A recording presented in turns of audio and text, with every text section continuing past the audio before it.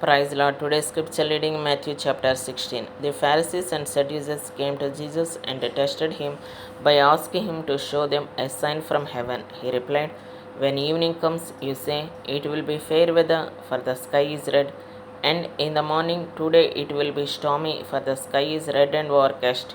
You know how to interpret the appearance of the sky, but you cannot interpret the signs of the times. A wicked and adulterous generation looks for a sign, but none will be given it except the sign of Jonah. Jesus then left them and went away. When they went across the lake, the disciples forgot to take bread. Be careful, Jesus said to them.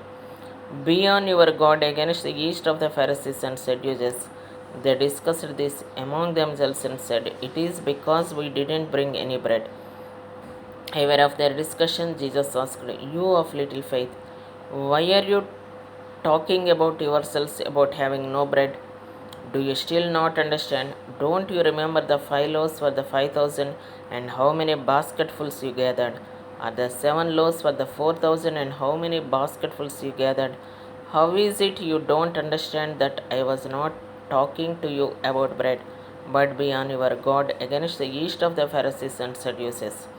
Then they understood that he was not telling them to guard against the yeast used in bread, but against the teaching of the Pharisees and Sadducees.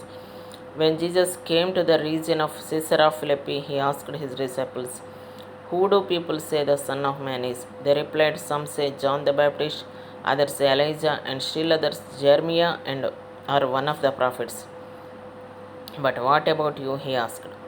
Who do you say I am?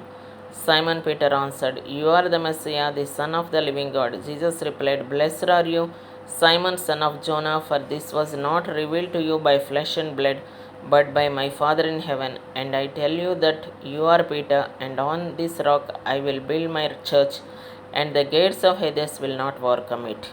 I will give you the keys of the kingdom of heaven. Whatever you bind on earth will be bound in heaven, and whatever you loose on earth will be loosed in heaven. Then he ordered his disciples not to tell anyone that he was the Messiah.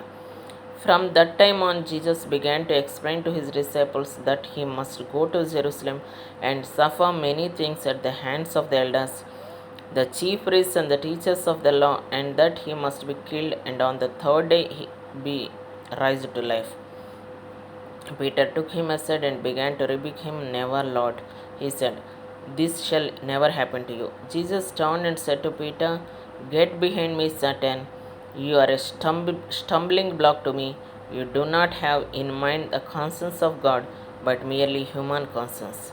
Then Jesus said to his disciples, whoever wants to be my disciple must deny themselves and take up their cross and follow me. For whoever wants to save their life will lose it, but whoever loses their life for me will find it.